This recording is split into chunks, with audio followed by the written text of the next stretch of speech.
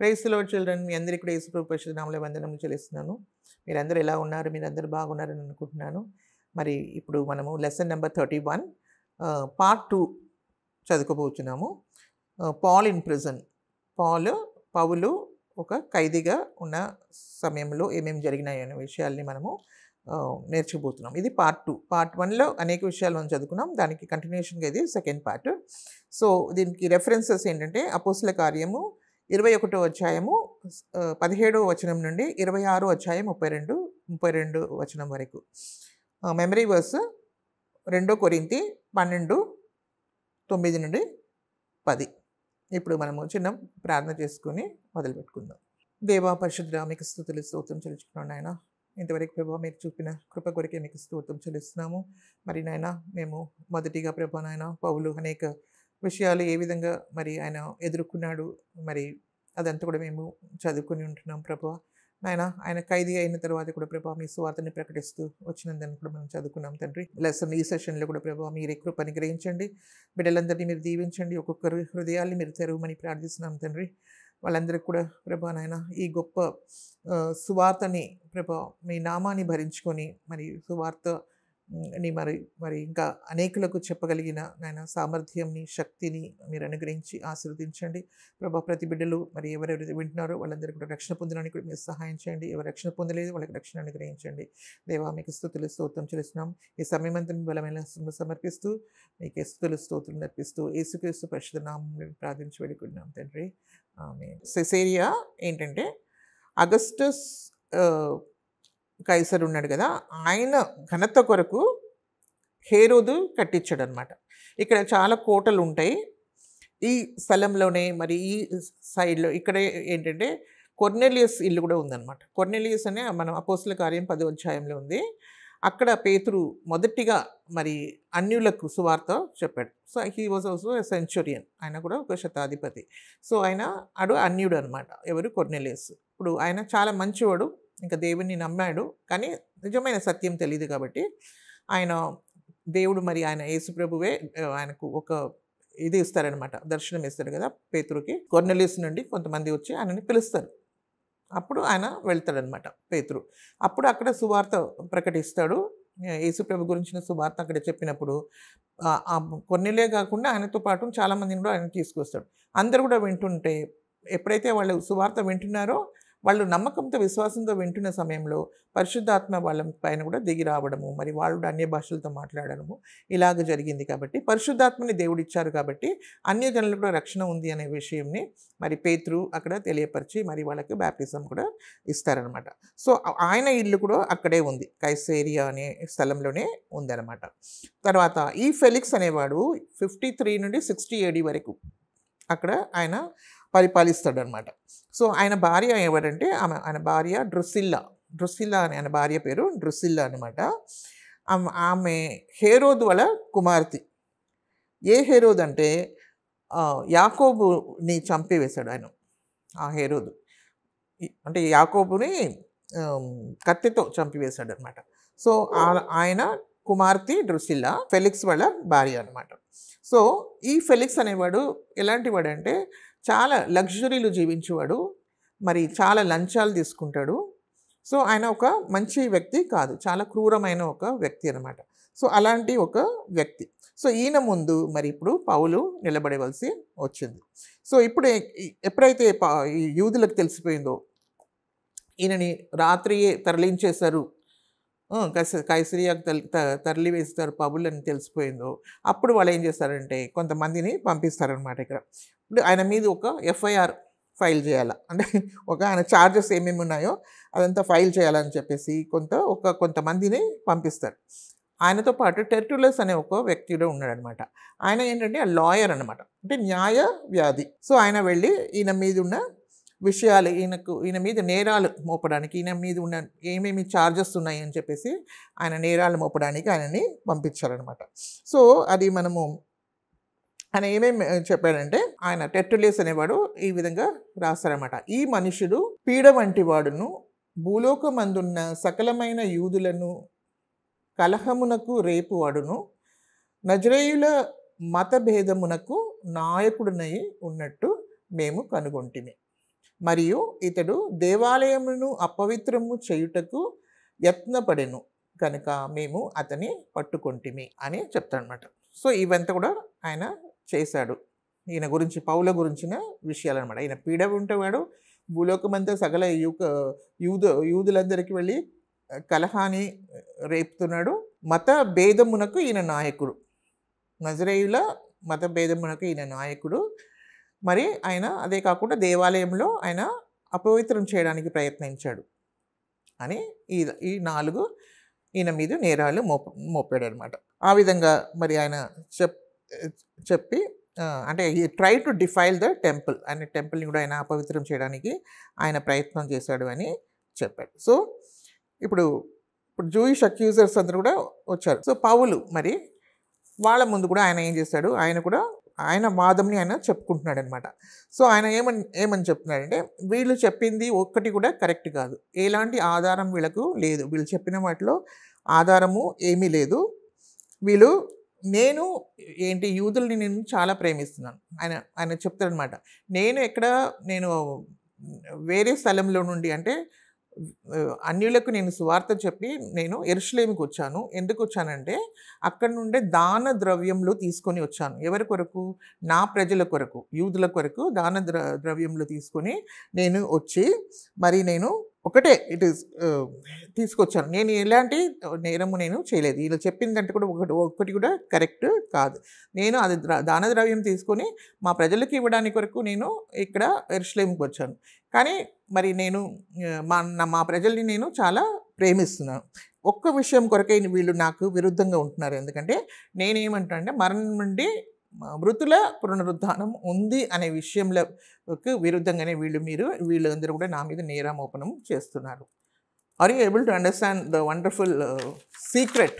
So దేవుడు మరి అలాగా ఆయనకు తెలియపరిచాడు. సో అది ద కీ పాయింట్ అనమాట.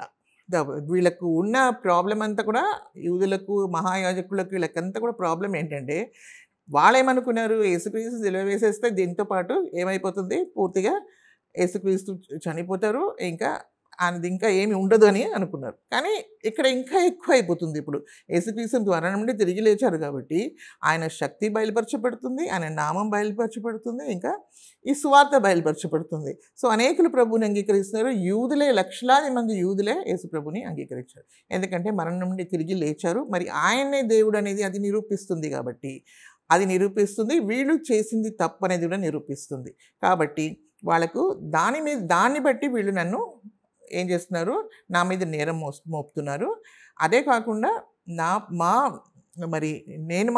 నేను పితరులు రాసిన ప్రకారమే, మరి వాక్యంలో ఏ విధంగా ఉందో పితరులు రాసిన మార్గంలోనే నేను నడుస్తున్నాను. ఈ మార్గము ఏదైతే వీళ్ళు వేరే మతభేదం తీసుకొస్తుందని చెప్తున్నారో అదే నిజమైన మార్గం. సో ఆ మార్గంలో నేను నడుస్తున్నాను కాబట్టి నాకు ఎలాంటి మనసాక్షిలో నాకు ఎలాంటి బాధ లేదు, నాకు ఎలాంటి నేరారోపణం కలగట్లేదు అని ఆయన చెప్తున్నాడు అనమాట. పౌలు మరి ఇంకా దాన్ని బాగా క్లియర్గా ఆయన చెప్తున్నాడు అనమాట వాళ్ళతో. అపోస్తల కార్యము 24:11 మనము చూడగలం. ఇది ఇలాగుంది. యెరూషలేములో ఆరాధించుటకు నేను వెళ్ళిన నాటి నుండి 12 దినములు మాత్రమే అయినది. తమరు విచారించి తెలుసుకొనవచ్చును. దేవాలయంలోనేమి, సమాజ మందిరంలోనేమి, పట్టణంలోనేమి నేను ఎవరితోనూ తర్కించుటైనను, జనులను గుమ్మి కూర్చుటనైనను వారు చూడలేదు. సో ఆయన ఏంటంటే ఇట్ ఈస్ ఆల్ బేస్లెస్. వాళ్ళు చెప్పిందంతా కూడా బేస్లెస్గా ఉంది.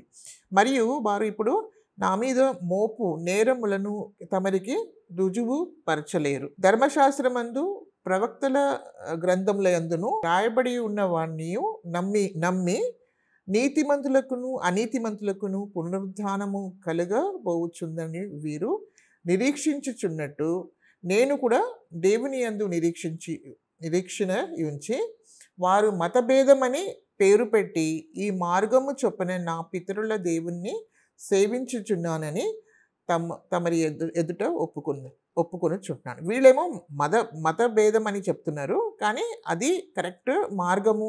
మరి పితరులు చెప్పిన వాక్యంలో నుండే ప్రవక్తల మాటల్ని నేను నమ్మి ఇప్పుడు నేను అదే మార్గంలో నడుస్తున్నానని ఒప్పుకుంటున్నానని చెప్తున్నాను అనమాట. సో ఈ విధంగా ఈ విధమున నేనును దేవుని ఎడలను మనుషుల ఎడలను ఎల్లప్పుడూ నా మనసాక్షి నిర్దోషమైనదిగా ఉండునట్లు అభ్యాసము చేసుకొనుచున్నాను. కొన్ని సంవత్సరములు అయిన తర్వాత నేను నా స్వజనులకు దాన ద్రవ్యమును కానుకలను అప్పగించుటకు వచ్చితిని. నేను శుద్ధి చేసుకునిన వాడనై ఇలాగ అప్పగించుచుండగా వారు దేవాలయంలో నన్ను చూచిరి. నేను గుంపు కూర్చి ఉండలేదు, నా వలన అల్లరి కాలేదు. ఆసియా నుండి వచ్చిన కొందరు యూదులు ఉండిరి. నా మీద వారికి ఏమైనా ఉన్న ఎడల వారే తమరి సన్నిధికి వచ్చి నా మీద నేరము మోపవలసి ఉండెను. లేదా నేను మహాసభ ఎదుట నిలిచి ఉన్నప్పుడు మృతుల పునరుద్ధానం గూర్చి నేడు వారి ఎదుట విమర్శింపబడుచున్నానని వారి మధ్య నిలవబడి నేను బిగ్గరగా చెప్పిన ఈ యొక్క మాట విషయమై తప్ప మరి ఏ నేరమైనను వీరు కనుగొని ఉంటే వీరైనా చెప్పవచ్చును అని చెప్పాడు అనమాట. ఏది నథింగ్ ఈజ్ దేర్, ఒక్కటేంటంటే మృతుల పునరుద్ధానం ఉంది, దాని విషయంలో మాత్రమే వాళ్ళు నన్ను ఏం చేయగలరు, నేరము మోపగలరు. కానీ అది సత్యము. యేసుప్రభు మరణించి తిరిగి లేచారు కాబట్టి అది నేను ప్రకటిస్తున్నాను. అదే మార్గమే ఈవెన్ దైవవాక్యంలో అదే మార్గమే రాయబడి ఉంది. సో అకార్డింగ్లీ అది సత్యవాక్యం కాబట్టి నేను ప్రకటిస్తున్నానని ఆయన చెప్పాడు. సో ఫెలిక్స్ కూడా ఏమైంది, ఫెలిక్స్ కూడా ఏమీ కూడా అర్థం కాలేదన్నమాట. ఫెలిక్స్ కూడా ఆయనలో ఏదంటే తప్పు ఉన్నట్టు ఆయనకు కనిపించట్లేదు. సో ఈ విధంగా ఆయన వింటున్నాడు. సో ఫెలిక్స్ ఏంటంటే డ్రుసిల్లా ఇద్దరు కూడా వాళ్ళు ఏంటంటే వచ్చి ఫెలిక్స్ పౌలు మాటలు వినడము, వాళ్ళు కూడా కొంచెం ఆసక్తి చూపిస్తున్నారన్నమాట. సో వాళ్ళు వచ్చి ఈ వాక్యం ఏంటి, ఈ సత్యం ఏంటి అనేది వాళ్ళు కూడా తెలుసుకోవాలని ఆశపడుతున్నారు. వాళ్ళు మాటికి రావడము, ఆయనతో మాట్లాడితే ఇదంతా నువ్వేంటి చెప్తున్నావు అని అడిగితే ఆ పౌలు ఆయనకు కూడా సువార్త ప్రకటిస్తాడు. ఫెలిక్స్ కూడా నీతి గురించిను, ఆయన పౌలు చెప్పింది ఏంటంటే నీతి గురించి చెప్తాడు ఆయనతో, ఫెలిక్స్తో. తర్వాత ఆశా నిగ్రహము, ఇంకా రాబోయే తీర్పు, ఈ 3 గురించి ఆయన ఎక్కువగా చెప్పాడు అనమాట. ఎవరికి, ఫెలిక్స్కి. చెప్పినప్పుడు ఆయన భయపడిపోయాడు. ఎవరు, ఫెలిక్స్. ఎందుకంటే ఆయన చాలా పాపం చేసేవాడు, ఆయన లంచం పుచ్చుకుంటాడు, ఆయన చాలా వైలెంట్ ఫెలో. తర్వాత అదే కాకుండా ఆయన ఏంటంటే చాలా బ్రూటల్, అంటే అందరినీ చాలా కఠోరమైన ఒక మనసు కలిగిన వాడు. కాబట్టి ఆయన భయపడి ఇంకొకసారి నీ మాట వింటాను, ఇంకొకసారి వచ్చి నీ వర్తమానం వింటానని చెప్పేసి ఆయన వెళ్ళిపోయేవాడు.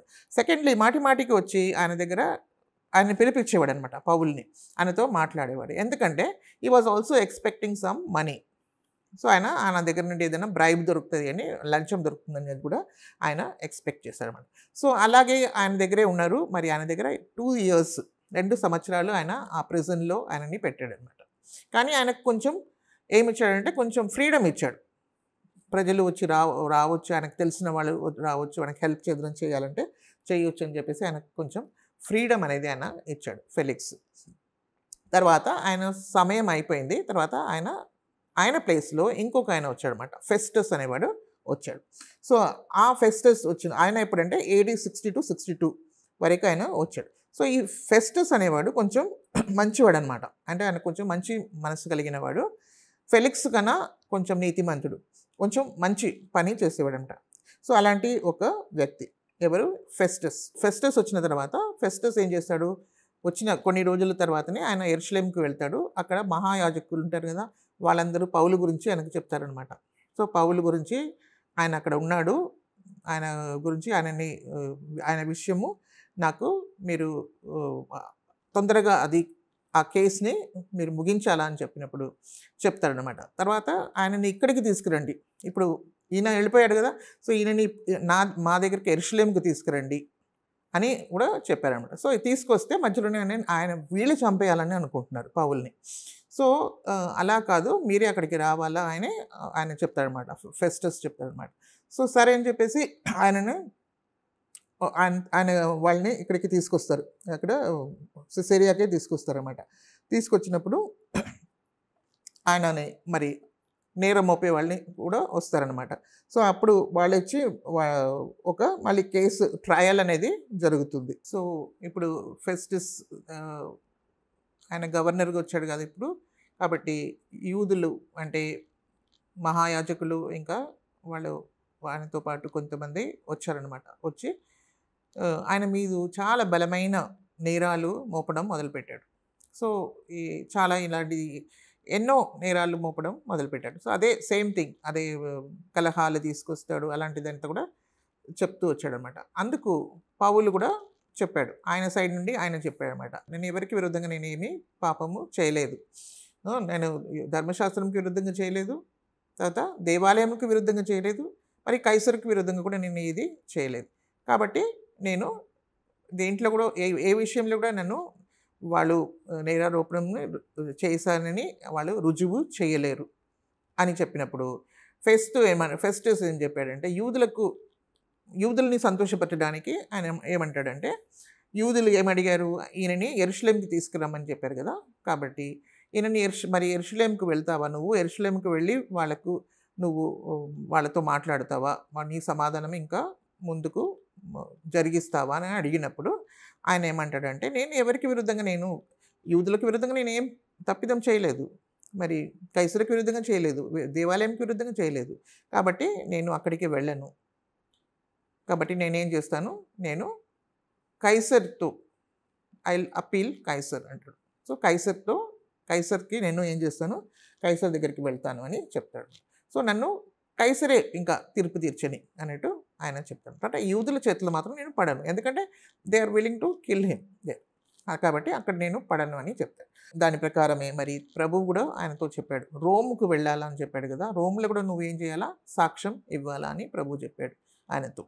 దర్శనమై చెప్పారు కదా, దర్శనంలో ఆయన చెప్పారు, నువ్వు ఏ విధంగా యెరూషలేంలో నువ్వు సాక్ష్యం ఇచ్చావు, నా కొరకు ధైర్యంగా ఇలాగా సాక్ష్యం ఇచ్చావు, అదేలాగా నువ్వు ఏం చేయాలో రోముకు వెళ్ళి కూడా నువ్వు నా కొరకు సాక్ష్యం ఇవ్వాలని చెప్పినట్లు మరి అది నెరవేర్చబడింది అనమాట. నెరవేర్చబడడానికి ఇది ఒక మార్గము సరళమైంది. అప్పుడు ఆయన ఏమంటాడు, నేను ఐఎమ్ అపీలింగ్ టు సీజర్ అని చెప్తాడు అనమాట. సో ఇప్పుడు మనము ఏం చదువుకోబోతున్నామంటే, పౌలు రాజు అయిన అగ్రిప్ప 2 ముందు కూడా ఆయన తన సాక్ష్యంని పంచుకుంటున్నాడు. ఆయన సమాధానంని ఆయన చెప్పుకుంటున్నాడు అనమాట. ఆ విషయము మనము చదువుకోవచ్చు. ఎక్కడంటే అపోస్తల కార్యం 25వ అధ్యాయంలో 26వ అధ్యాయంలో మనము చూడవచ్చు. సో ఇక్కడ మనం చూస్తే మరి ఈ అగ్రిప్ప 2 అనేవాడు ఎవరు? అగ్రిప్ప రాజు అయిన అగ్రిప్ప 2 అనమాట. సో ఈయన ఎవరు అని చెప్తే, ఈయన అగ్రిప్ప 1, వీళ్ళ తండ్రి అగ్రిప్ప 1 రాజు. సో ఈయన అగ్రిప్ప 2 అంటే ఈయన అగ్రిప్ప 1 వాళ్ళ కుమారుడు అనమాట. ఈయన అగ్రిప్ప 2. ఈయనకు 2 సిస్టర్స్ ఉన్నారు, 2 సహోదరులు. ఒక ఆమె పేరు డ్రుసిల్లా, ఇంకొక ఆమె పేరు బర్నిస్.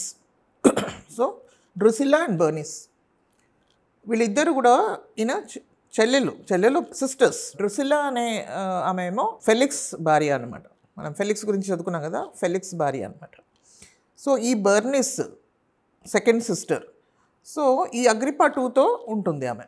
Actually she is his own sister, అంటే ఓన్ సిస్టర్గా ఉన్నప్పటికి కూడా వాళ్ళిద్దరి మధ్యలో సరియైన సంబంధము లేదనమాట. అట్లాంటి ఒక ఫ్యామిలీ. ఓకే. సో ఈ కింగ్ అగ్రిప్ప మరి ధర్మశాస్త్రం గురించి అనేక విషయాలు తెలుసుకునేవాడు. మరి అదే కాకుండా ఆయనకు యూదుల గురించి విషయాలు కూడా ఆయనకు తెలుసు అనమాట. సో ఎప్పుడైతే ఫెస్టస్ అనేవాడు, అంటే ఫెలిక్స్ తర్వాత ఫెస్టస్ వచ్చాడు కదా, సో ఫెస్టస్ అక్కడ ఆయన రెస్పాన్సిబిలిటీ తీసుకున్న తర్వాత, ఇక్కడ వచ్చిన తర్వాత గవర్నర్గా వచ్చిన తర్వాత ఏమైందంటే, కింగ్ అగ్రిప్ప 2 అనేవాడు ఇక్కడ బర్నిస్తో, సో ఆ బర్నిస్ ఇద్దరు కూడా కలిసి ఫెస్టస్తో మాట్లాడడానికి, ఆయన దర్శించడానికి వస్తారనమాట. ఎందుకంటే ఆయన కొత్తగా వచ్చి జాయిన్ అయ్యాడు కాబట్టి ఆయన వెళ్ళి ఆయన దర్శించడానికి వచ్చారనమాట. వచ్చినప్పుడు ఈ కింగ్ వీళ్ళది ఒక పెద్ద హిస్టరీ కూడా ఉందన్నమాట. వీళ్ళది ఏంటంటే అగ్రిప్ప వాళ్ళది ఒక పెద్ద హిస్టరీ ఏంటంటే, మొదటిగా అగస్టస్ సీజర్ అని ఉన్నాడు కదా, అగస్టస్ సీజర్ అనే వ్యక్తి, ఆయన కూడా హేరోదు ఎప్పుడైతే యేసుక్రీస్తు జన్మించారో అప్పుడు ఆయన పవర్లో ఉన్నాడు అనమాట. దేవుడు దర్శనమై యోసేపుతో చెప్తున్నాడు అనమాట, సో పిల్లవాడిని తీసుకొని ఐగుప్తు వెళ్ళిపో, ఎందుకంటే ఆయనను చంపడానికి ప్రయత్నం చేస్తున్నారని చెప్పినప్పుడు బాలుడైన యేసుక్రీస్తుని మరి చంపాలని ఆయన ప్రయత్నం చేశాడు కదా. సో అప్పుడు మరి దేవుడు మరి ఆయనకు యోసేపుకి దర్శనమై ఆయన తీసుకొని ఐగుప్తుకి వెళ్ళిపోమని చెప్పారు. సో అప్పుడు ఎప్పుడైతే ఐగుప్తు తీసుకెళ్ళిపోయారో ముగ్గురు వైజ్ మెన్, అది జ్ఞానులు వస్తారు తూర్పు దేశం నుండి. యూదుల రాజుని మీరు దర్శించిన తర్వాత నాకు కూడా వచ్చి చెప్పండి, నేను కూడా వచ్చి ఆయనని ఏం చేస్తాను, దర్శిస్తాను, ఆరాధిస్తానని చెప్తాను. సో వాళ్ళు చెప్పకుండానే వాళ్ళు వెళ్ళిపోతారు. సో వాళ్ళకు కూడా దర్శనం దేవుడు ఇస్తాడు కాబట్టి వాళ్ళు కూడా వెళ్ళిపోతారు. సో అందుకు ఆయన మోసం చేసేసారని చెప్పేసి, వాళ్ళు మోసం చేస్తారని చెప్పేసి ఆయన ఏం చేస్తాడు, 2 సంవత్సరాల కింద ఉన్న పిల్లలందరినీ కూడా చంపేస్తాడు కదా. సో ఆయన పేరు అగస్టస్ సీజర్. సో ఆయన ఏం చేశాడు, ఆ పిల్లలందరినీ కూడా యేసుప్రభుని చంపడానికి ప్రయత్నం చేశాడు. ఓకే. సో ఆయన ఎవరంటే ఈ అగ్రిప్పా 2కి ముత్తాత అన్నమాట. తర్వాత ఈయన తాతయ్య ఏం చేశాడు అంటే బాప్టిజం ఇచ్చే యోహాన్ని చంపించాడు. బాప్టిజం ఇచ్చే యోహాన్ని ఎందుకు చంపించాడంటే వాళ్ళ తాత ఏం చేశాడు, ఆయన సహోదరుడైన ఫిలిప్ వాళ్ళ భార్యని ఆయన పెట్టుకున్నాడు, అది కరెక్ట్ కాదు అని చెప్పాడు అనమాట. ఎవరు, బాప్టిజం ఇచ్చే యోహాన్. ఆ మాట చెప్పినందుకు ఆయనకు he was not happy with that. అప్పుడు ఆయన భార్య వాళ్ళ పిల్లని కుమార్తె ఆమె బర్త్డే రోజు వాళ్ళు డాన్స్ ఆడినప్పుడు ఆయన ఒక మూర్ఖంగా చెప్తాడనమాట, నువ్వు ఏది అడిగినా నీకు ఇచ్చేస్తాను, even if it is half of the Kingdom I will give it to you అని చెప్పినప్పుడు ఆ అమ్మాయి ఆ పాప వాళ్ళ మదర్ దగ్గర వెళ్ళి అడుగుతుంది అనమాట, నేను ఏం అడగాలంటే ఆమె ఏమంటుందంటే యోహాను ఒక తలని అడుగుమంటుంది అనమాట. సో అప్పుడు ఆయన తలని బిహెడ్ చేసేస్తాడు. సో ఆయన శిరచ్ఛేదము చేసేస్తాడు అనమాట. So that is his grand father.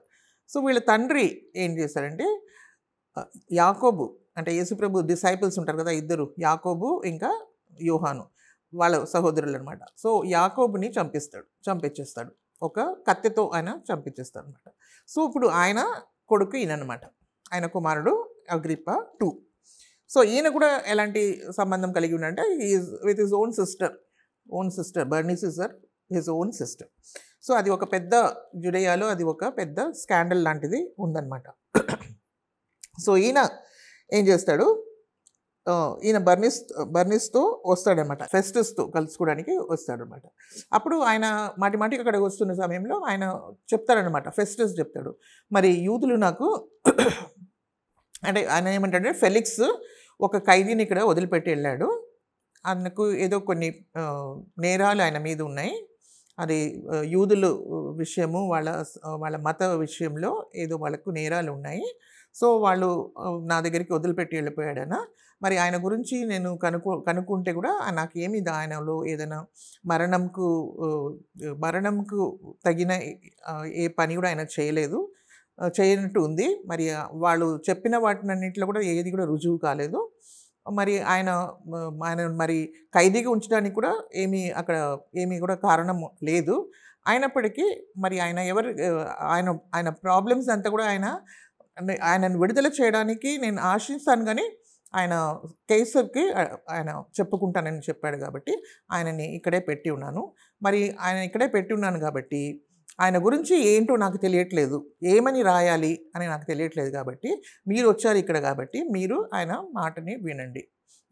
ఆయన గురించి ఆయన చెప్తున్నాడు అనమాట, ఈ విధంగా ఉన్నాడని చెప్తే ఈయన కింగ్ అగ్రిప్పా కూడా ఏమన్నాడంటే సరే నేను కూడా వింటాను అని చెప్పేసి ఒక దినము ఆయన మరి బర్నిస్ ఇద్దరు కూడా చాలా ఆడంబరంగా అక్కడ వచ్చి, అక్కడ హేరోదు ఒక మండపం అనమాట, అది ఆ మండపంలో అదేంటే జడ్జ్మెంట్ హాల్ అంటారు దాన్ని, ఆ మండపంలో వాళ్ళు వస్తారనమాట.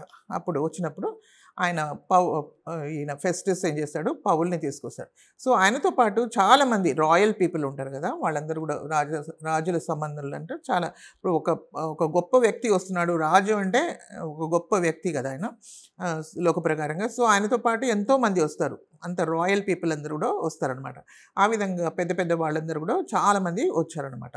ఆ పెద్ద జడ్జిమెంట్ హాల్లో ఆయన కూర్చున్నాడు, సింహాసనంలో కూర్చున్నప్పుడు ఫెస్టస్ ఏం చేస్తాడు, పౌల్ని పిలిపిస్తాడనమాట. సో పౌల్ని పిలిపించి మరి ఈయననే మరి యూదులు ఫెస్టస్ నాకు అప్పగించి వెళ్ళాడు, సో యూదులకి ఈయన మీద కొన్ని నేరాలు ఉన్నాయి, మత సంబంధమైంది, ఇది ఏంటో మరి మీరు వినండి. సో విని ఈయనలో ఏదైనా ఉంటే నేను ఈయన కైసర్ దగ్గరికి వెళ్తానని ఆయన అప్పీల్ చేసుకున్నాడు కాబట్టి, ఆయన చెప్పుకుంటానని చెప్పాడు కాబట్టి ఆయన మీద ఉన్న నేరాలు ఏదైనా ఉంటే నాకైతే కనిపించలేదు. కానీ ఏదైనా మీకు ఏదైనా దొరికితే మీరు చెప్తే నేను ఒక పత్రం రాసి ఆయనని కైసర్ దగ్గరికి పంపిస్తానని చెప్పాడనమాట. సరే అని చెప్పేసి ఆయన పౌలుని పిలిపిస్తే మరి ఆయన పౌలు ఈయనతో మాట్లాడతారనమాట. అందరి ముందు కింగ్ అగ్రిప్పా 2 బర్నీస్ ఇంకా చాలామంది రాయల్ ఫ్యామిలీ వాళ్ళందరూ కూడా చాలామంది ఉన్నారనమాట. సో ఒక పెద్ద సమూహం ఉంది.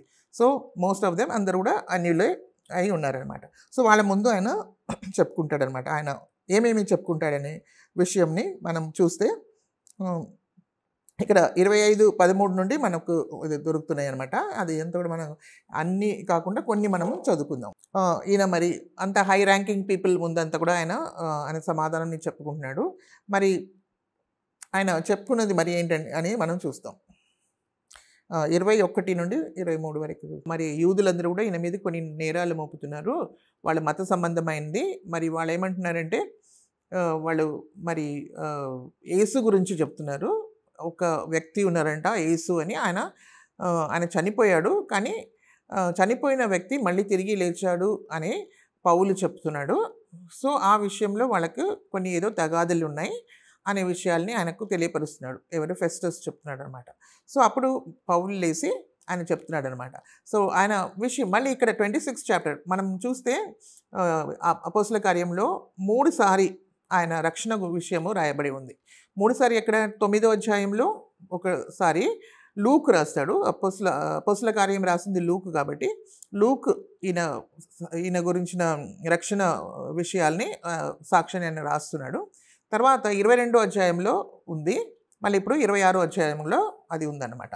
సో అందులో ఆయన చెప్పుకుంటున్నాడు ఈ విధంగా నేను ఏ విధంగా మరి అదంతా కూడా మనకు తెలిసిన విషయమే. మళ్ళీ ఇంకొకసారి చెప్పడం అంటే షార్ట్లో చెప్తే మరి ఆయన ఎక్కడ జన్మించాడు? ఆయన టార్సస్లో జన్మించాడు, సిలిషియా అనే స్థలంలో. మరి అక్కడి నుండి మరి యెరూషలేములో ఆయన పెరిగాడు.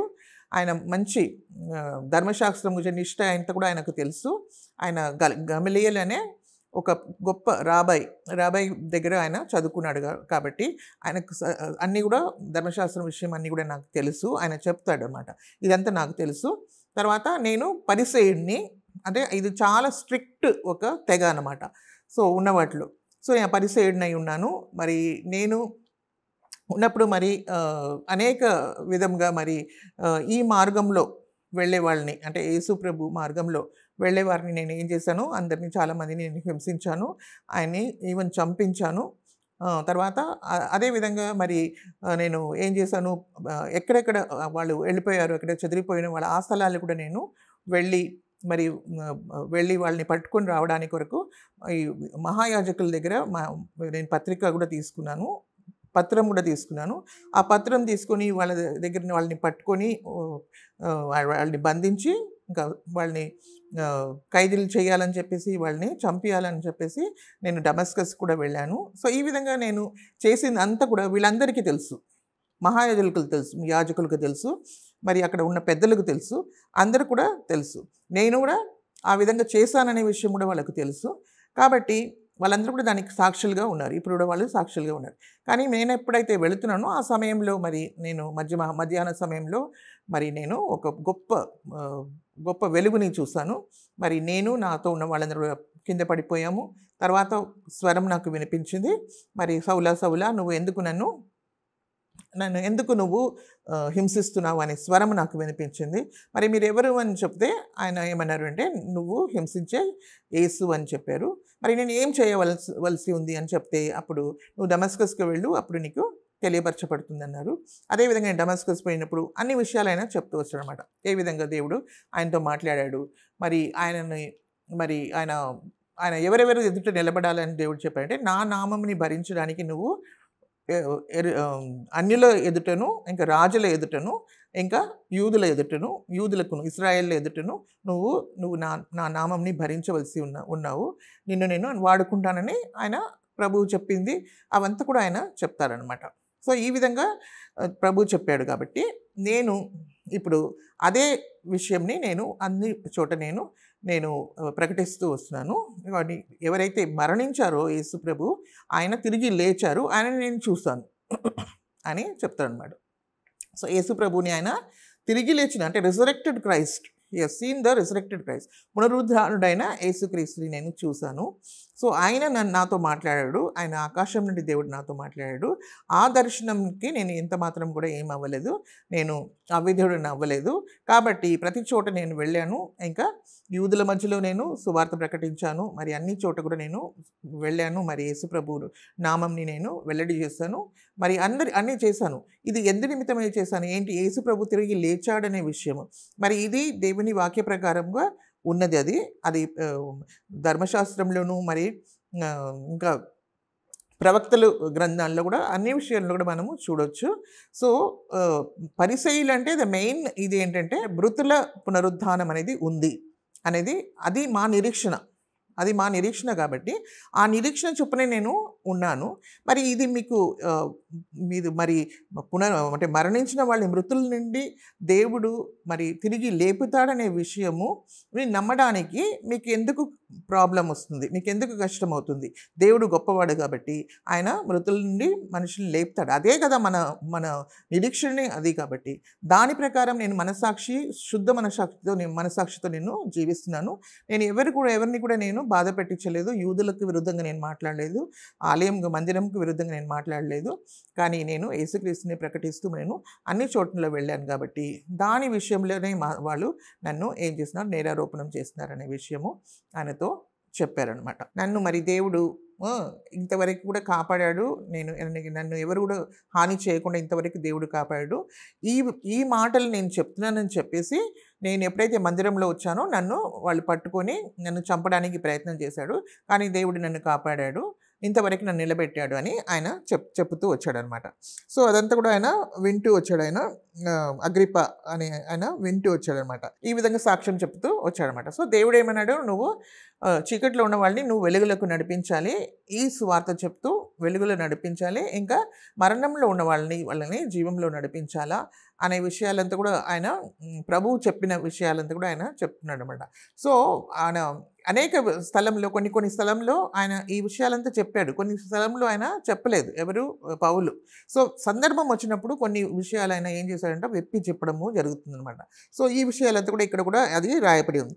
సో అగ్రిప్పతోను మరి ఫెస్టస్కోను చెప్పినప్పుడు ఆ ఫెస్టస్ ఏం చేశాడు, ఆయన ఏమని చెప్తున్నాడంటే, నువ్వు వెర్రివాడైపోయావు, నీకు అధిక తెలివి ఉంది కాబట్టి, నువ్వు అధిక జ్ఞానం పొందుకున్నావు కాబట్టి నువ్వు వెరివాడ్ అయిపోయినావు. కాబట్టి పౌలు నువ్వు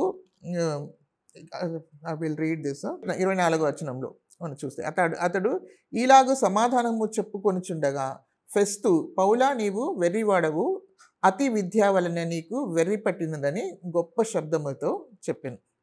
సో ఆయనకేమైంది, ఇప్పుడు ఈ సత్యంని ఆయన విప్పి చెప్తున్న సమయంలో ఫెస్టస్కి అది ఎలాగ ఉందంటే అది వెర్రితనంలాగా కనిపించింది అనమాట.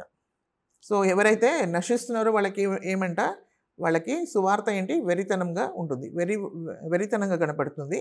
కానీ రక్షింపబడే వాళ్ళకి సువార్త ఏంటి, దేవుని శక్తియు దేవుని జ్ఞానమై ఉంది అని దేవుని వాక్యంలో ఈ పౌలే రాశారనమాట.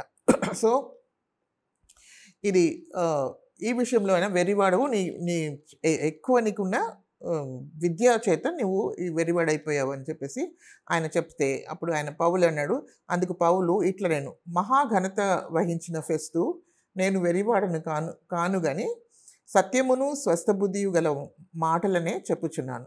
ఆయన తర్వాత he's addressing the Agrippa to, రాజు ఈ సంగతులు ఎరుగును, రాజుకి ఈ సంగతులన్నీ కూడా తెలుసును, అతని ఎదుట నేను ధైర్యముగా మాట్లాడుచున్నాను, వాటిలో ఒకటియు అతనికి మరుగై ఉండలేదని రూఢిగా నమ్ముచున్నాను. ఇది ఒక మూలను జరిగిన కార్యము కాదు. అంటే యేసుప్రభుని సిలువలో వాళ్ళు కొట్టి చంపడము అది ఒక మూలలో జరగలేదు కదా. ఆయన కల్వరి కొండపైన అందరి ముందు ఆయనని బహాటంగా ఆయనని సిలువ వేశారు. సో అది ఎక్కడ ఒక మూలలో జరిగింది కాదు. So he knows, Agrippa also ఆ విషయాలంతా కూడా ఆయనకు తెలుసు. సో అగ్రిప్ప రాజా, తమరు ప్రవక్తలను నమ్ముచున్నారని నేను ఎరుగుదును. So Agrippa had some knowledge about the Christian path అదంతా కూడా ఆయనకు తెలుసు. యూదుల గురించిను, యేసుక్రీస్తు గురించిను, ఈ తెగ వాళ్ళ గురించి, అంటే ఈ మార్గంలో నడిచేవాళ్ళు, యేసుక్రీస్తు మార్గంలో నడిచే వాళ్ళ గురించి కూడా, ఆ సువార్త గురించి కూడా ఆయనకు అనేక విషయాలు తెలుసు. అందుకు అగ్రిప్ప, ఇంత సులభముగా నన్ను క్రైస్తవుని చేయ చూస్తున్నావా అని పౌలుతో చెప్పాను. సో ఆయన హీఈస్ కన్విన్సింగ్ అనమాట. ఇప్పుడు ఆయన ఎవరి ముందు నిలిచున్నాడు? ఇప్పుడు ఈ సువార్త ఇప్పుడు ఆయన డిఫెన్స్ చేసుకోవడమే కాదు, ఈ స్థలంలో ఇప్పుడు ఏం చేస్తున్నాడంటే ఆయన actually he is preaching the gospel ఇంతమంది. సో ఇప్పుడు మామూలైన సామాన్యమైన మనుషుల ముందు ఆయన ప్రకటించాడు సువార్త, గొప్పవాళ్ళ ముందు ప్రకటించాడు. తర్వాత ఇప్పుడు రాజుల ముందు కూడా నేను ఏం చేయాలా, నువ్వు నిలబడాలి, నువ్వు వాళ్ళ ఎదుట కూడా ఏం చేస్తావు, నువ్వు నాకు సాక్షిగా ఉంటాడు, నా నామంని నువ్వు భరిస్తావని చెప్పాడు కదా ప్రభు. మరి అదే మాట ఇప్పుడు జరుగుతుంది, అది కండ్ల ముందే ఇది జరుగుతుంది అనమాట. సో ఇక్కడ గొప్ప సమూహము, ఒక రాయల్ గ్రూప్ ఉందన్నమాట, royal crowd is there, the king is there, Festus is there. So వీళ్ళందరూ, రాజు ఉన్నాడు, సో వాళ్ళతో పాటు అంతా చాలా గొప్ప గొప్ప వాళ్ళు ఉన్నారనమాట, వాళ్ళ సమూహం అంతా ఉన్నది. సో వాళ్ళ ముందు యేసుక్రీస్తు గురించి, మరి ఆయన మరణించాడు, ఆయన మళ్ళీ తిరిగి లేచాడు, ఇదంతా కూడా దేవుని సత్యవాక్యంలో రాయబడి ఉంది. అకార్డింగ్ టు ద స్క్రిప్చర్స్, అంటే లేఖనంలో రాసినట్టే ఈ యేసు ప్రభు తిరిగి లేచాడు, ఆయన మరణం నుండి తిరిగి లేచాడు. సో అది వాక్యంలో రాయబడి ఉంది. సో ఆయన సఫర్ అవ్వాలి, ఆయన శ్రమలు అనుభవించి ఆయన సిలువలో మరణించి తిరిగి లేస్తాడు అనే విషయాలు అంతా కూడా రాయబడి ఉంది అని చెప్పి, మరి ఆయన మరణించి తిరిగి లేచారనే విషయము, మరి అంటే మృతుల పునరుద్ధానం ఉంది. సో మృతుల నుండి మొదటిగా ఆయననే లేచాడు, కాబట్టి మనకు కూడా ఆ పునరుద్ధానం ఉన్నది అనే విషయంని ఆయన అక్కడ క్లియర్గా వాళ్ళకి చెప్తుంటే అగ్రిపాకు కూడా ఆయన చెప్తున్నాడు అనమాట. సో అందుకు అగ్రిపాతో చెప్తే, అందుకు అగ్రిప, ఇంత సులభముగా నన్ను క్రైస్తవుని చూస్తున్నావని పౌలుతో చెప్పాడు. So it's a wonderful testimony. So మనం కూడా మనకు దేవుడు మనల్ని ఏ విధంగా రక్షించాడు అనే విషయాన్ని, దట్స్ అ పర్సనల్ టెస్టిమనీ కదా. మన జీవితంలో దేవుడు ఏ విధంగా, అంటే ఇట్స్ అ ఫస్ట్ హ్యాండ్ అనమాట, మన జీవితంలో దేవుడు చేసిన కార్యం, దాన్ని మనము వేరే వాళ్ళకు చెప్పినప్పుడు అది వాళ్ళని టచ్ చేస్తుంది. సో అదేవిధంగా ఎక్కడ ఆయనకు చోటు దొరికిందో ఆయన సువార్తని ప్రకటించాడు. మరి ఆ సువార్త ఆయన జీవితంలో ఏ విధంగా పని చేసిందనే విషయాన్ని పౌలు అందరితో కూడా ఆయన పంచుకున్నట్టు మనం చూస్తున్నాం. సో ఇప్పుడు ఫెలిక్స్ విన్నాడు, ఇంకా ఫెస్టస్ విన్నాడు, ఇంకా అగ్రిప్పా 2 విన్నాడు, ఆయనతో పాటు ఉన్న వాళ్ళందరూ కూడా వినేది చూస్తున్నాం అన్నమాట. సో యూదులే కాదు, ఇప్పుడు అన్యులే కాదు, అన్యుల ముందు కూడా ఆయన నిలబడినాడు, ఎన్నో దేశాలకు ఆయన వెళ్ళాడు, మరి వాళ్ళకు కూడా అక్కడ చెప్పాడు, మరి యూదులకు చెప్పాడు, ఇప్పుడు రాజుల ఎదుట కూడా ఆయన నిలబడుతున్నారు. సో ఇదంతా కూడా దేవుని చెప్పిన వాక్యము సూటిగా ఒక్కొక్కటిగా కూడా నెరవేర్చబడింది మనము చూస్తున్నాం అన్నమాట. సో అంతటా రాజును అధిపతియు బర్నికయు వారితో కూడా కూర్చుండేవారును లేచి అవతలకు పోయారు. అప్పుడు ఇదంతా కూడా విన్న తర్వాత వాళ్ళు దేవర్ యాక్చువల్లీ వాళ్ళకు ఒప్పింపు జరుగుతుంది ఇదంతా కూడా, బట్ వాళ్ళు దేవునికి సమర్పించుకోవట్లేదు. సో ఎప్పుడైతే మనకు దేవుని వాక్యం, ఇక ఫెలిక్స్ కూడా అంతే, మనం చూసాం. ఫెలిక్స్ ముందు కూడా అంతా కూడా ఆయన, ఫెలిక్స్ మరి డ్రుసిల్లా వాళ్ళిద్దరు కూడా వచ్చి ఈయన దగ్గర వచ్చి ఈ విషయంని మళ్ళీ మాటికి అడుగుతున్నారు. Because they are able to know, ఈయన దగ్గర ఏదో సత్యం ఉంది అనే విషయము వాళ్ళకి తెలిసిపోతుంది. సో వాళ్ళు వచ్చి ఏంటి అని చెప్పినప్పుడు పౌలు వాళ్ళతో కూడా ఏం మాట్లాడాడు, నేను ఆయన నీతి గురించి, ఇంకా ఆశా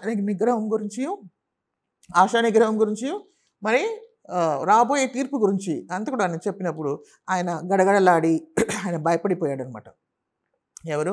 ఫెలిక్స్. తర్వాత ఇంకొక దినం వచ్చి నీతో నేను మాట్లాడతానని చెప్పాడు. సో ఈ విషయంలో అంతా చూస్తే మనకు కూడా దేవుడు ఎప్పుడైతే మనతో మాట్లాడతాడో అదే రక్షణ దినం.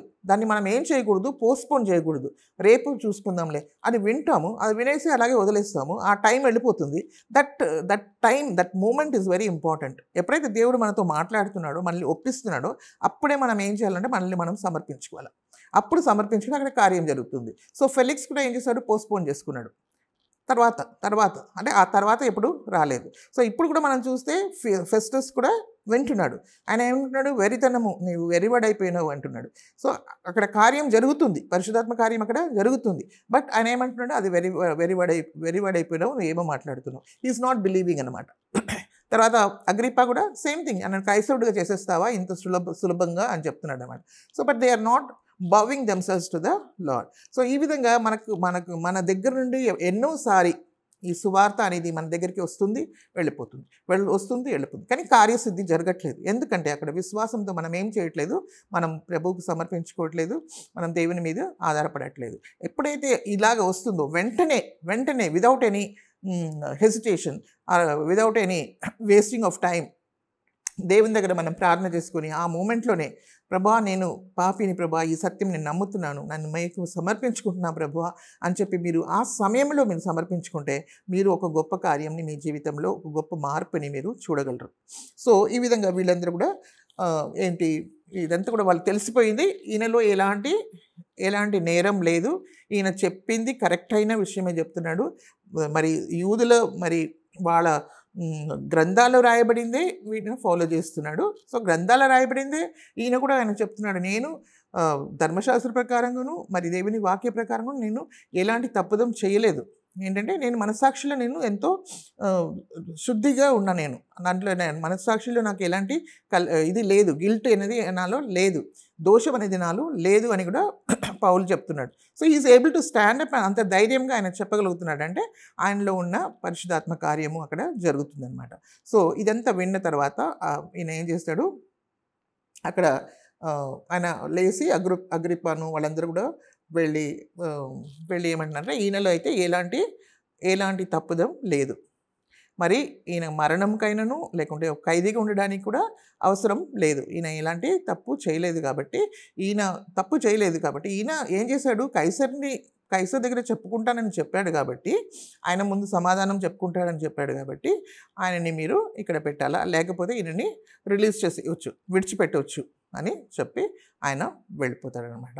సో ఈ విధంగా ఏంటంటే అందరికీ ఎవరికి కూడా ఏం తోచలేదు, ఈయన మీద ఒక నేరం ఉందనేది తోచలేదు, కానీ ఇట్స్ వెరీ రీజనబుల్.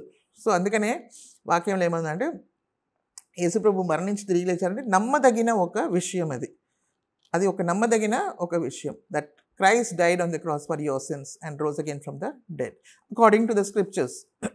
సో ఈ సత్యంని, ఈ సువార్తని మనం కూడా అంగీకరిస్తే మనకు కూడా ఈ రక్షణ దేవుడు మనకు అనుగ్రహిస్తారు. సో ఈ రక్షణ పొందిన మనం ఏం చేసేయాలా, ఇది మనము అందరికీ కూడా మనము చెప్పవలసిన బాధ్యత మనం కలిగి ఉన్నాం. ఎందుకంటే మనం చూస్తే యేసుప్రభు ఏమన్నారు, మీరు వేచి ఉండండి, పరిశుద్ధాత్మ వరకు వేచి ఉండండి, పైనుండి మీరు శక్తి పొందే వరకు మీరు యెరూషలేములో వేచి ఉండండి. ఎప్పుడైతే మీరు పరిశుద్ధాత్మను పొందుకుంటారో మీరు యెరూషలేములోను, యూదయలోను, సమరయలోను ఇంకా బూదిగంతం వరకు కూడా మీరు నా కొరకు సాక్షులుగా ఉంటారు అని చెప్పారు. సో ఎప్పుడైతే మనం దేవుని శక్తిని మనం పొందుకుంటామో, మరి ఆ పునరుద్ధారణ శక్తి మనలో వచ్చినప్పుడు, పరిశుద్ధాత్మ శక్తి మనలో వచ్చినప్పుడు మనం కూడా ఏ విధంగా పౌలు ఏ విధంగా మరి ధైర్యంగా ఆయన చెప్పగలిగాడో అదేలాగా మనం కూడా చెప్పగలము. అదేవిధంగా మనం కూడా దేవుని సేవని మనం ముందుకు తీసుకువెళ్ళగలం. కాబట్టి ఈ విధంగా మనము పౌలు జీవితంలో మనం చూసాము. ఆయన ఖైదీగా ఉన్నప్పుడు కూడా అనేకులకు ఆయన సాక్షిగా ఉన్నాడు. సో మీరు ఎక్కడైనా ఉండొచ్చు, మీరు కాలేజీలో ఉండొచ్చు, మీరు స్కూల్లో ఉండొచ్చు, మీరు పని చేసే స్థలంలో ఉండొచ్చు, మీరు ఎక్కడ ఉన్నప్పటికీ, అంటే మీరు ఎక్కడ ఉన్నప్పటికీ ఆ సువార్త అనేది అక్కడ ఉండడానికి వీల్లేదు. మిమ్మల్ని చూసిన వాళ్ళు మీ దగ్గర క్వశ్చన్స్ అడుగుతారు. మరి మీరు వాళ్ళు మాట్లాడినప్పుడు వాళ్ళకు సమాధానం చెప్తున్న సమయంలో మీరు కూడా వాళ్ళకి సువార్త చెప్పడానికి వీలు ఉంటుంది, వాళ్ళతో మరి అది పంచుకోవడానికి వీలు ఉంటుంది. మీ ఫ్రెండ్స్తోనూ, మరి మీకు తెలిసిన వాళ్ళతోనూ, బంధువులతోనూ, మరి నేబర్స్తోనూ మరి అలాగా మనం చెప్పుకుంటే మరి వాళ్ళు కూడా రక్షణలో రావడానికి, మరి వాళ్ళు కూడా దేవుని తట్టు తిరగడానికి, మరి మరణం నుండి జీవానికి రావడానికి, మరి చీకటిలో నుండి వెలుగునికి రావడానికి దేవుడు సహాయం చేస్తారు తప్పకుండా. సో దేవుని కృపని వాళ్ళు కూడా పొందుకోవడానికి వీలు ఉంటుంది. సో ఇవంతా కూడా మనం చూస్తుంటే ఆయన బందీగా ఉన్నప్పటికి కూడా ఆయన దేవుడి సువార్త చెప్తూ వచ్చాడు. సో ఇంతకుముందు మరి అన్ని ఊరు తిరిగి, అంత దేశాలు తిరిగి ఆయన ఎన్నో శ్రమలు అనుభవించినప్పుడు కూడా ఆయన సువార్తని ప్రకటించాడు పౌలు. అదేవిధంగా ఇప్పుడు కూడా ఆయన సువార్తని ప్రకటిస్తూ మరి దేవుని చిత్తంని సంపూర్ణపరుస్తున్నాడు. So he is running his race అనమాట. ఆయన దేవుడు మనకు ఆయనకు ఇచ్చిన ఒక పరిచర్యని ఆయన ముగింపులోకి తీసుకొస్తున్నాడు అనేది మనము చూసుకుంటున్నాం. సో దేవుని నామకు స్తోత్రము. మరి ఇంతవరకు మనము దేవుడు మనతో మాట్లాడుతూ వచ్చాడు. సో మనం జీవితాన్ని కూడా మనం దేవునికి అర్పించుకొని మరి దేవుని సువార్తని, యేసుక్రీస్తు సువార్తని మనము ప్రకటించాలా. ఆయన మరణం నుండి తిరిగి లేచినవాడు. That is the greatest miracle. యేసుక్రీస్తు మరణించి తిరిగి లేచారు అనేది. సో, అందుకనే ఆ పవర్ మనలో ఉంది. అందుకనే మనకి ఈ రక్షణ దొరుకుతుంది. యేసుప్రభు మరణించి అక్కడే ఉండిపోతే మనకి ఈ గొప్ప రక్షణ ఉండకపోయేది. ఈ గొప్ప నిరీక్షణ ఉండకపోవచ్చు. పోకపోయేది. మనకొక నూతన జీవం వచ్చేది కాదు. We cannot be born again. So, అన్నీ ఉండి కూడా మనకి ఈ జీవం మనకు దొరకకపోతే, మనకి ఈ రక్షణ మనకు దొరకకపోతే మనము ఏమైపోయేవాళ్ళము, మనకు ఒక నిరీక్షణ లేని జీవితము ఉండేది. కానీ ఇట్స్ నాట్ దట్ యేసుక్రీస్తు తిరిగి లేచారు కాబట్టి మనకు కూడా దేవుని వాక్యం ఎఫెసీయులకు రాసిన పత్రికలో ఉంది. సో, ఆయనతో పాటు మరణించి ఆయనతో పాటు తిరిగి లేసాం మనం. సో, ఆత్మలో మనకి ఈ జీవం ఉంది. Already we are experiencing. మనం అనుభవిస్తున్నాం. ఆయన జీవాన్ని మనం అనుభవిస్తున్నాం. కానీ మన శరీరం ఇంకా రిడెంప్షన్ మనకు దొరకలేదు. శరీరంకి మనకు విముక్తి దొరకలేదు.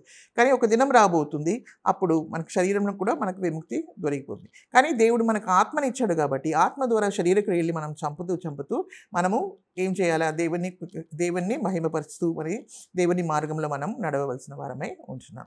దేవుని నామకు స్తోత్రం. ఇంతవరకు దేవుడు మనకు ఇచ్చిన కృప కొరకే దేవునికి స్తోత్రం చెల్లించుకొని మన జీవితాన్ని దేవునికి అర్పించుకుందాము. మరి ఆయన చిత్తంని మనం చేయడానికి మనం దేవునికి సమర్పించుకుంటే దేవుడు కూడా మీ అందరి ద్వారా కూడా దేవుడు గొప్ప కార్యం చేయాలని కోరుకుంటున్నాడు. కాబట్టి మనమందరము కనిపెట్టాలా. రక్షణ పొందిన ప్రతి వాళ్ళు పరిశుద్ధాత్మతో నింపబడాలి. మరి పౌలు వలె మనం కూడా ఏం చేయాలంటే సువార్త కొరకై మనం ఏం చేయాలో మన జీవితాన్ని దేవునికి అర్పించుకుందాం. సో, చిన్న ప్రార్థన చేసుకొని మనం ముగించుకుందాం. పరిశుద్ధ దేవా, మీకు స్తోత్రం చెల్లించుకున్నాను నాయన. ఇంతవరకు ప్రభా నాయన, మీరు అనేక విషయాలు మీరు మాకు నేర్పించినందుకే మీకు స్తోత్రం చెల్లించుకున్నాం తండ్రి. మరణం నుండి తిరిగి లేచిన దేవా, మీకు స్తోత్రం తండ్రి. ఈ ప్రభా నాయన మృతుల పునరుద్ధానాన్ని మీరు మా ప్రభా నాయన మీరు మొదటిగా మీరు పునరుద్ధరణ అయ్యారు కాబట్టి నాయన, మీరు మాకు కూడా ప్రభా ఈ పునరుద్ధరణ జీవాన్ని మీరు అనుగ్రహించున్నారు. మరి నూతన జీవాన్ని మీరు అనుగ్రహించున్నారు నాయన. ఈ సువార్త ప్రభా నాయన ఈ లోకమంతా కూడా ప్రకటించాలని మీరు కోరుకుంటున్నారు కాబట్టి నాయన, మా జీవితాన్ని మీకు అర్పించుకుంటున్నాం ప్రభా. వింటున్న ఒక్కొక్క బిడ్డల్ని మీరు దీవించండి, మీరు ఆశీర్వదించి ప్రభా. వాళ్ళ జీవితంలో మీ చిత్తం ఏమై ఉందో ప్రభా, ప్రతిదీ కూడా ప్రభా వాళ్ళ జీవితంలో మీరు నెరవేర్చవలసిందిగా ప్రార్థిస్తున్నాం. మీరు నమ్మకమైన దేవుడవు ప్రభా, మీకు స్తోత్రం నాయన.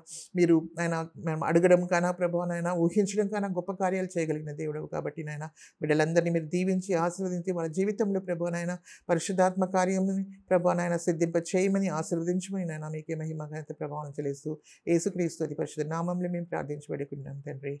ఆమేన్.